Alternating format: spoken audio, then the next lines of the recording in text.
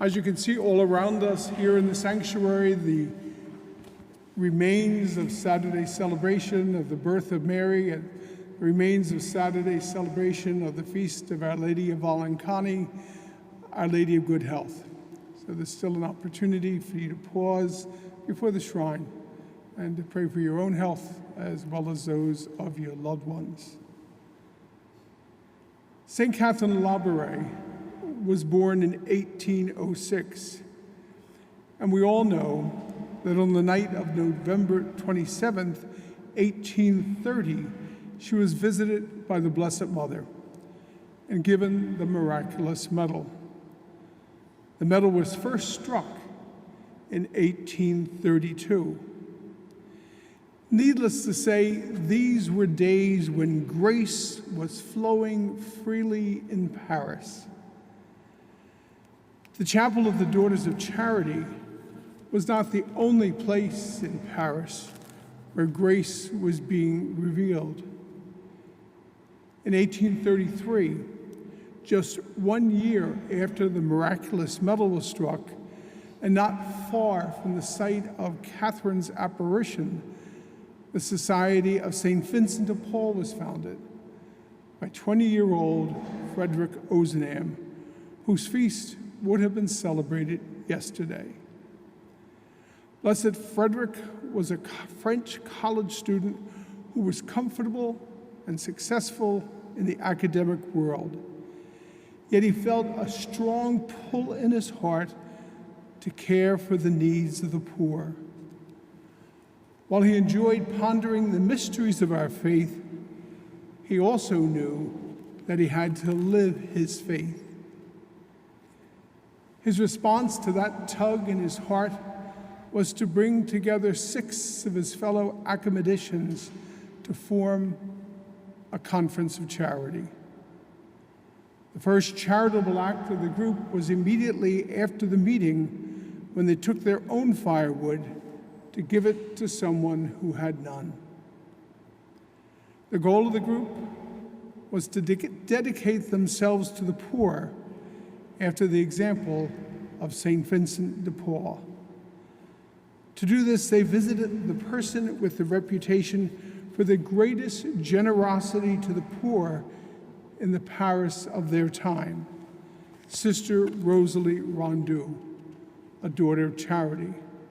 Now, Blessed Rosalie Rondeau. Sister coached them on how to approach the poor and the importance of respect in their service of others. She also brought them to the neighborhood where those with greatest need lived.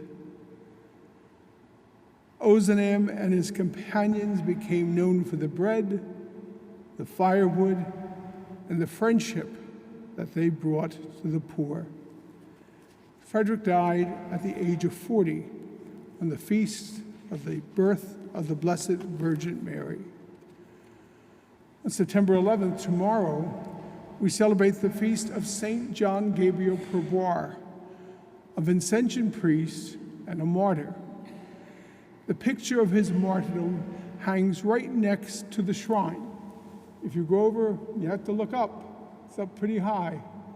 It's a giant picture of the martyrdom of St. John Gabriel Perboyre. On the wall in the same area is a picture of Blessed Frederic Ozanam, along with their relics. You can venerate these relics with a bow or a simple touch. They're much more delicate than the relics of Catherine Labouré that we use here each Monday. John Gabriel was born in 1802, 4 years before Catherine Labouré was born. John Gabriel was born into a Vincentian family. He had aunts who were daughters of charity and uncles who were Vincentians. He had 8 siblings, and 5 of them became either Vincentians or daughters of charity. He went to the seminary with his brother Louis. He was ordained a priest in 1825, and his ordination took place in the same Daughters of Charity chapel, the same chapel where 5 years later the Blessed Virgin Mary appeared to St. Catherine Labouré. Perboyre always wanted to be a missionary, and if he had a choice, he would choose China to realize that dream. Some years earlier, his brother Louis had been assigned to China, but he died during the voyage. After ordination, he had been appointed the novice master in Paris. But 10 years later, in 1835, he was sent to China. He was finally about to fulfill his dream of bringing the gospel to the Chinese people and through baptisms, make them sharers in eternal life. Biographers tell us that he took many miraculous medals with him to China. Remember, the medals were only struck just 2 years before he began his voyage to China.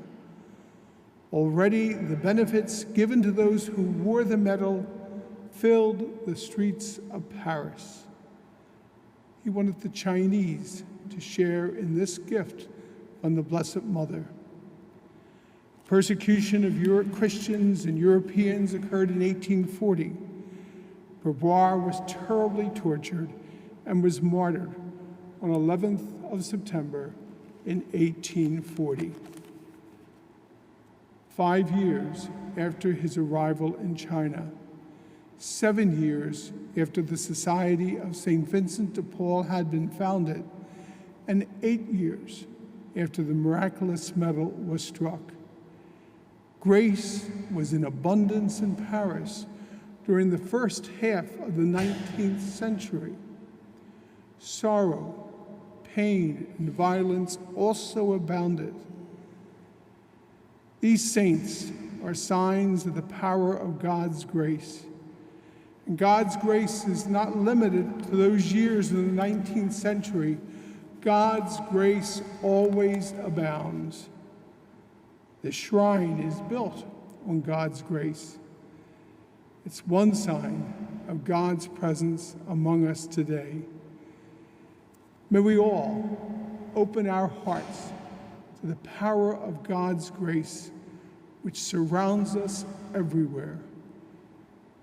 May we make a difference in God's name by allowing that grace to touch our lives, like Catherine Labouré, John Gabriel Perboyre, Frederic Ozanam.